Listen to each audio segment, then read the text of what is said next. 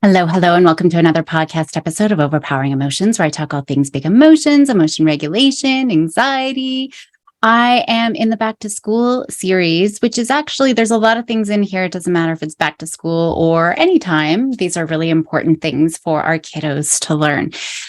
Today, I'm going to be talking about problem solving. I debated putting this episode here. I was going to go and wait until the school year started, although some kids probably have already started. I know I have a couple more weeks yet where I live, but perhaps for you.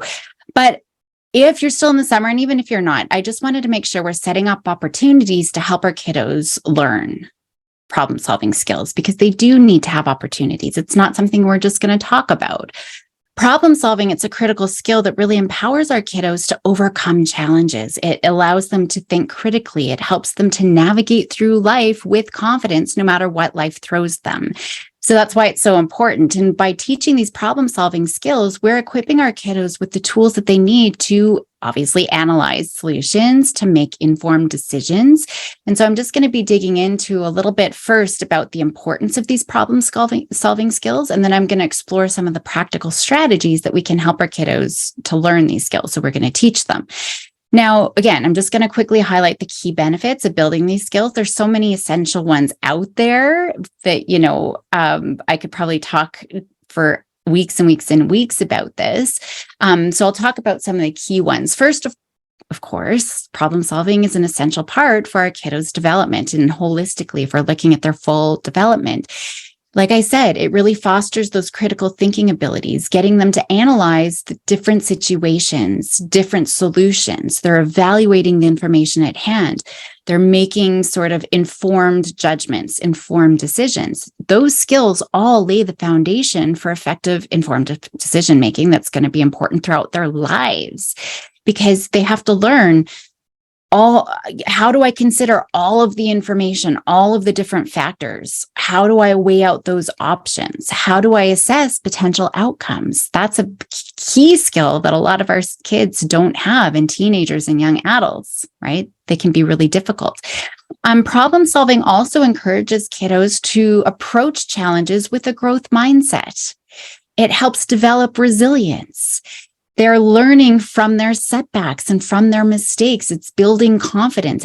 It's building their confidence, especially in their ability to find solutions and to figure it out themselves, and persisting in their efforts to do so.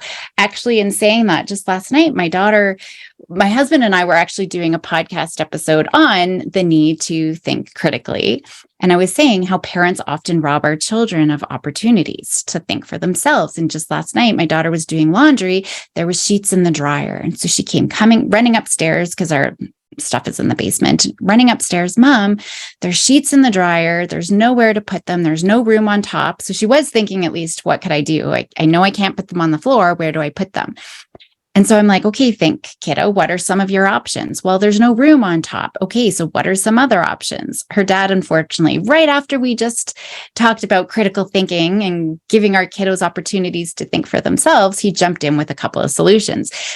But that was such a simple thing. I was shocked that she even came upstairs in the first place, because I'm always talking about problem solve, figuring things out, right? But then they get caught in and I think there's a little bit of anxiety there too, because I don't want to get in trouble. Probably she's put stuff on the floor before and has gotten, in trouble about it. So we want to make sure that we're giving them those opportunities and to learn from their mistakes. So she's learned, I can't put the sheets on the floor. So it doesn't have to be big ticket things. Obviously, in life, there are going to be big ticket things. Should I stay in the job that I'm at, or should I leave? Which job should I choose? Should I stay in this relationship or leave? Which relationship should I choose? What house should we buy? I mean, there's going to be big altering sort of decisions later on, but we can start with just the day-to-day things.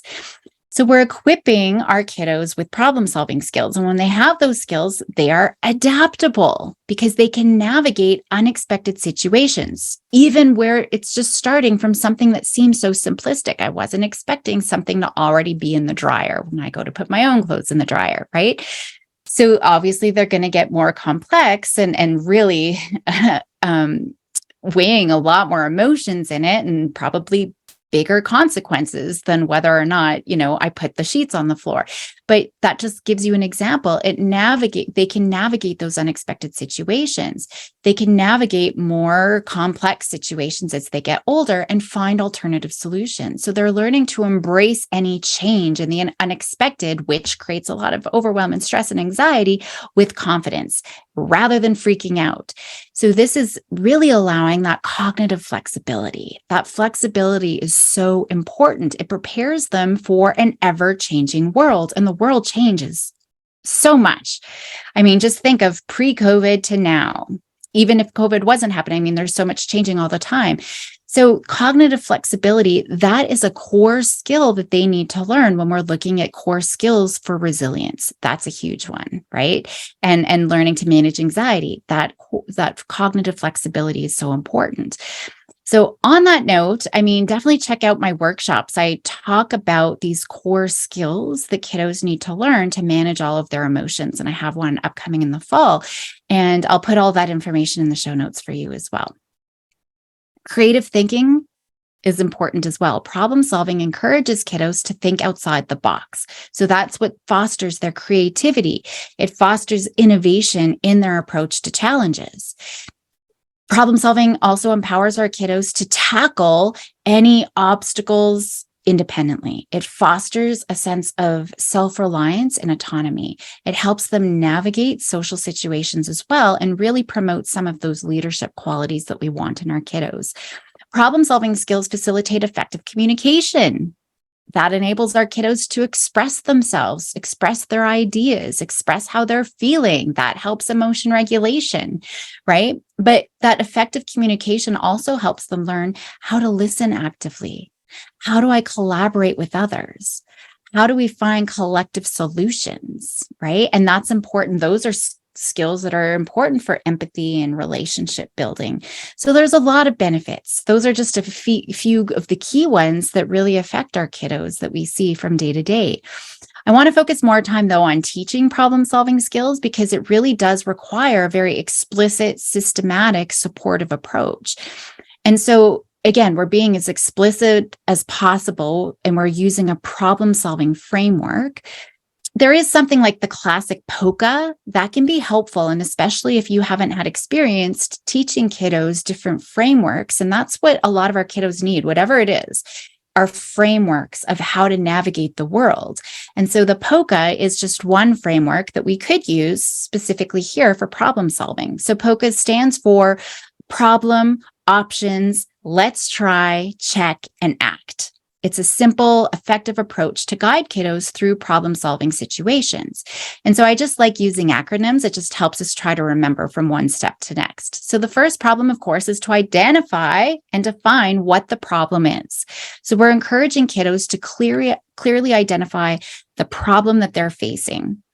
I have a lot of teens who will address common social conflicts, for example. And so, they might face, there's so many things, anything that you're doing with a teenager, you could use any of those common things. So maybe I'm just going to work through a case example just to give you examples. So we're going to have Alex, who's having trouble with their best friend, Sam. Alex feels that Sam has been ignoring him and spending more time with a new group of friends. I see this all the time, right? It's like, oh, no, I didn't see them at lunch. I don't know. They're hanging out with other kids. So their friend, Sam, is hanging out with other friends. So the situation is causing a lot of hurt feelings for Alex, and it's straining their friendship. So, when we're looking, we would sit Alex down and have him express his feelings and concerns about the situation. We're not jumping in or fixing because this is their problem-solving opportunity, right? So we are empathizing, we're reflecting, we're making sure that he knows we understand. Then we're going to have him define the problem in his own words. So incorporating those feelings can be helpful. If you've got a little script guideline, that can be helpful too. So I feel upset and hurt because I think Sam's ignoring me and hanging out with other friends instead, for example. So we want to teach our kiddos to break down complex issues, and this is a complex one, into manageable components. And we're going to be asking relevant questions to help us gain a deeper understanding of the situation. So in this case with Alex, maybe we'll help Alex identify the key components of that conflict. So key components would, of course, include our emotions and feelings. We want to understand Alex's emotions and how they've been affected by this conflict. So we're going to be asking a lot of open-ended sort of Socratic questions to help him really start thinking and processing about the problem and getting a little bit deeper. Asking, how do you feel when you think Sam is ignoring you? How do you feel when you see Sam hanging out at lunch with these other friends? How has this situation impacted your mood and behavior, right? So we can just be asking that quite out front. And it is helpful to have that script because then they know that we're working through this together. It's not us peppering them with all these questions, right? We're not interrogating them. They're not in trouble. We're not doing that. We are supporting them through this process. Another piece would be analyzing the changes in their friendship as well, right? As Alex is noticing the friendship changes. So we could ask questions like, what are some of the specific instances where you felt that Sam was ignoring you? Tell me about some of those. Tell me about recent events that might have contributed to the changes in your friendships. What have you noticed that could be changing here, right? It could be something that they had a fight. Maybe it's just all of a sudden, a grade 12 is paying attention to them and, he's just excited and caught up in the grade 12. I don't know what it is, right? So we're going to look at that. I'd also explore how communication has played a role in the conflict as well. So we could be asking questions about, have you talked to Sam about your feelings? How do you normally talk about stuff like this, right? How do you talk about easy, everyday sort of things? How do you talk about some of the harder things? How do you talk about your friendship and what changes have you noticed recently? Maybe they've never had these conversations. I'd be shocked actually if any child or teenager actually has had these conversations, but we could look at those types of things. We could also discuss the new group of friends that Sam's spending time with, right? So we could ask, what do you know about these new people that Sam's hanging out with? How did Sam get to know them? What could be some of the reasons why Sam is spending more time with them? So we're encouraging Alex to share his thoughts and feelings openly. We're digging a little bit more just to try to understand the full context, right? We're looking at all of the contributing factors, all of the changes, the things that Alex has been noticing. So we're always focusing on asking open-ended questions. That's going to help them keep their mind open. If you keep saying, do you, or yes, can you tell me, yes, no questions, it's going to be us leading them. It's going to be very narrow. We're probably not going to get the full rich story that we want. So open-ended questions, tell me about, what have you noticed? What happened? And so then we're really allowing them to express themselves fully. So tell me about how you and Sam used to spend time together before you noticed this change. What have you noticed that's changed? What do you think might have triggered this change in your friendship? Right? How would you like your friendship with Sam to be in the future? So all of these things are really important, but to be successful, like I said, we really need to practice that active listening, right? We have to show empathy towards our kiddos' feelings. We're reflecting back what they share. We're demonstrating that we understand their perspective. That's so important. We do not want to jump in to make them feel better. We do not want to jump in to take away any discomfort. That's not helping the emotion regulation. And definitely we're not jumping in to problem solve or fixing it for them. This is us building the problem solving skill. Now, if this is too hard of a topic, because this is a big one that they might shut down, maybe you start with a small one. Okay, I see that my daughter, actually, she's driving now. I'm just trying to think of an example, but my daughter, she can't, I don't know the whole story, but she can't close the door unless she's got like the door handle on the inside open, but the window has to also be down a little bit because it won't close if the window's all the way up. I don't know, something like that. So this is a concrete thing that's not emotionally, maybe it's a little bit frustrating, but that could be an example of something that I would sit down with her to problem solve. Maybe it's about, I'm hungry and I don't know what to eat. Well, let's go through this exercise. I'm just showing you how you can take another problem, anything that's not so emotionally charged, if they're having a hard time doing these emotionally charged ones. I just wanted to show you an example of where we can get to that is a little bit more complex, right? So if Alex said something like, I feel that Sam doesn't care about our friendship anymore, we could reflect back something like, wow, you're really feeling hurt because Sam's not valuing your friendship as much as you are, or as much as he did before, right? That would be an example of reflecting back. Or if you've heard me in previous episodes where I've talked about adjective, we can reflect back with an adjective. Dude, that sucks. That's all we need to say, right? We don't want to try to fix anything too. Like if he says, he doesn't want to be friend, nobody likes me, nobody loves me, I'm going to be alone for the rest of my life, right? We don't want to jump in. No.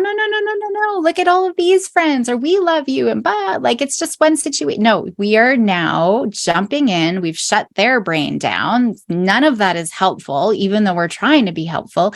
They're not learning to tolerate the emotions, which I'm going to be getting into in subsequent episodes. But that's not going to be helpful. Okay. So we want to make sure we're just reflecting back. Dude, that sucks. That's hard to feel like nobody likes you, right? We're just going to sit with them. And if you're not sure, just give them the space. That's okay. Now, another component that we want to consider too is the possibility of misunderstandings that could have led to the conflict. Now, we're not blaming. We got to be very careful, especially with children and teens and young adults. We are definitely not blaming, but we want to ask some of those open-ended questions to explore different angles. So it could be, what are some potential misunderstandings or miscommunications between you and Sam? Right? What could Sam be going through right now that could be affecting his behavior? What do you think's going on his side, right? So we ask these questions to help them gain a deep understanding of the situation, not just the first automatic thought that comes like, he doesn't like me anymore, right? Whatever it is. Or I said something, or he's being a jerk because I didn't lend him my phone that day, or whatever it is, right?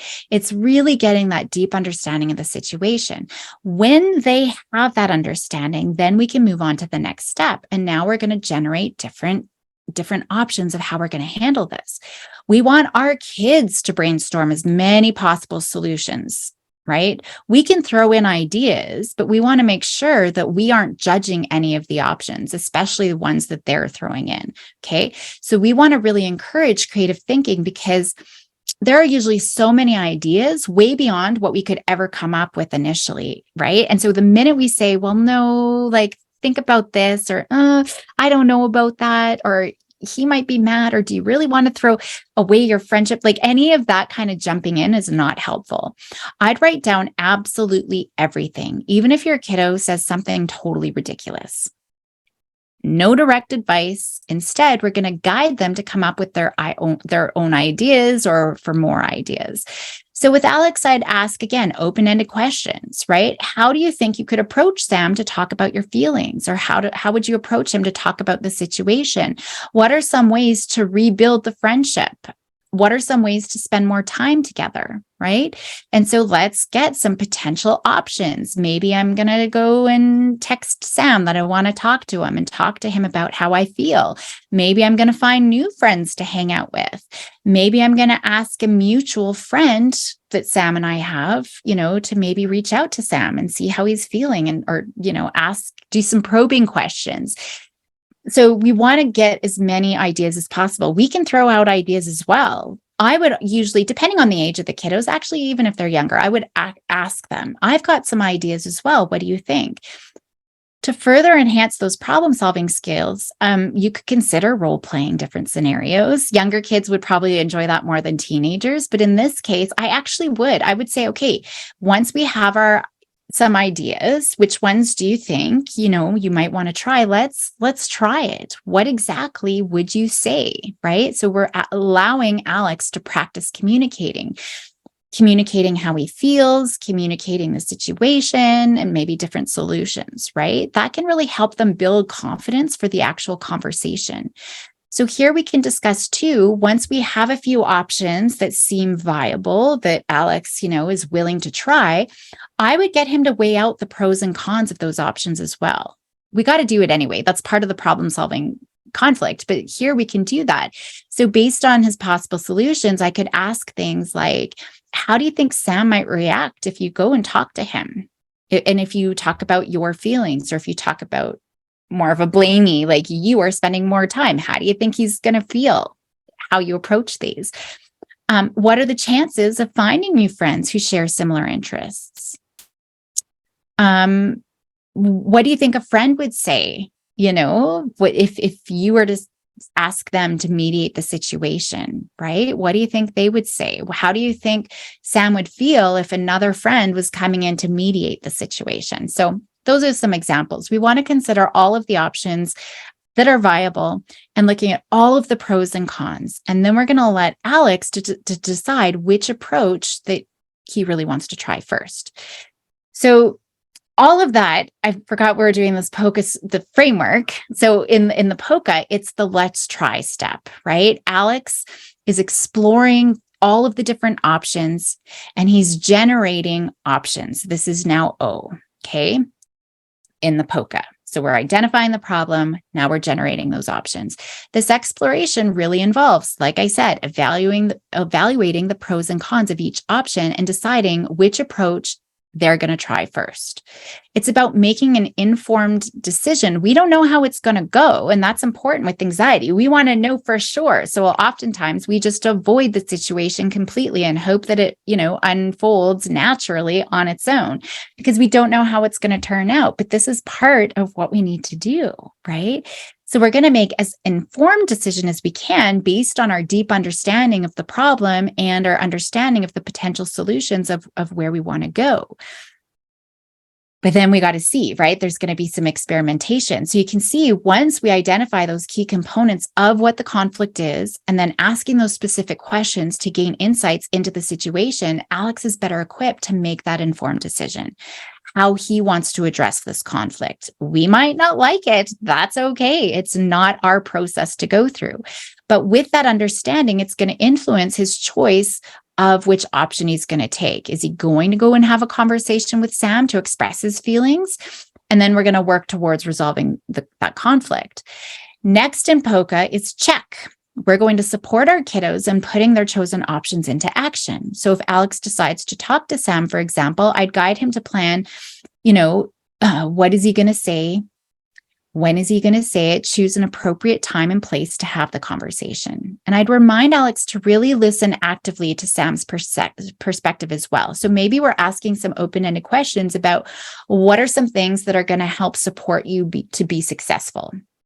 I'd encourage role playing here as well, just to have some experience finding the right words, like I said.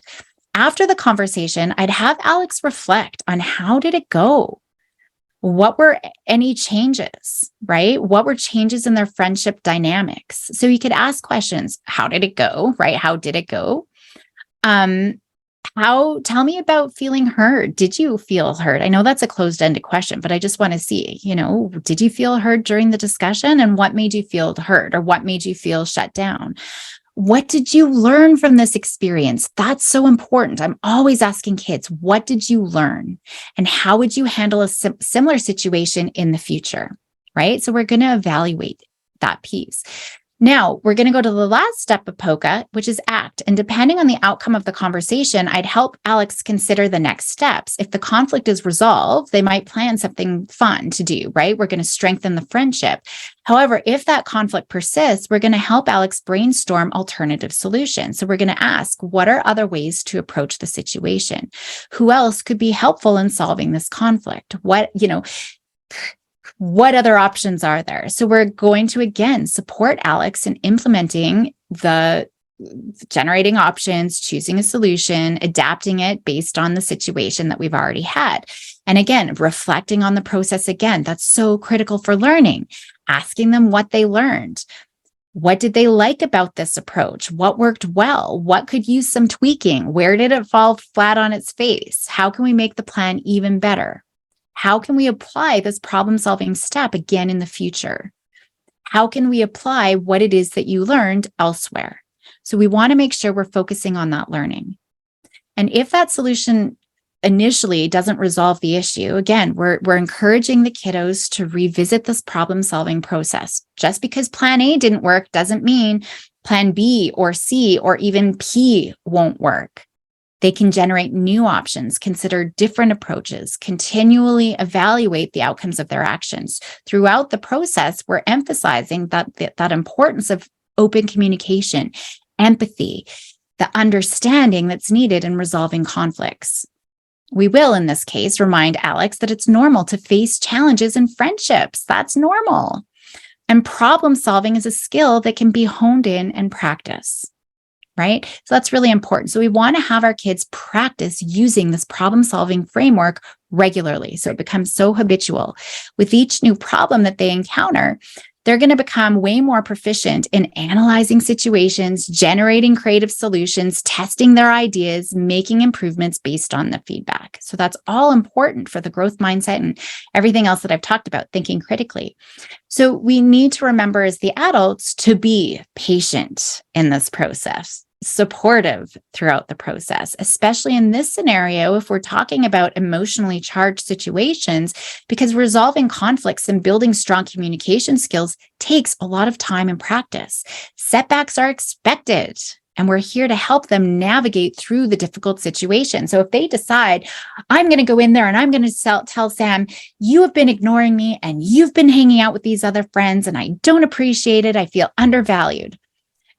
We might be like, oh, that's not the way I would do it, right? Like, how do you think he's going to take it? Don't do that. Well, he's got to learn. Alex has got to learn that that's, maybe not, maybe, who knows? Maybe it is the best approach. And Sam's like, oh, but I'm so sorry, blah, blah, blah.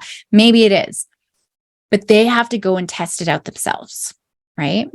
We're also encouraging them to be resilient and resourceful because we're letting them work through this process and taking the final steps and putting that plan of action into the action themselves. If we keep jumping in, they're going to disengage from this. They're not going to do it, and they're going to revert to avoidance. Okay. So I'm going to leave it there for today. There's so much that we can be thinking of, but truly teaching problem solving skills, it's an investment. It's so important. It's an investment in our kiddos' future, in their future success, in their future well-being, in every aspect of life. So by supporting them with developing these skills, we're empowering them to face any challenges that come their way head on. And that's what we want to do when we're building resilience. It's not avoiding and running away. It's head on. And I'm going to find effective solutions. And I'm going to realize I have the capacity to do this. And with those problem solving skills as their foundation, they're poised for lifelong success. So we really need to start today.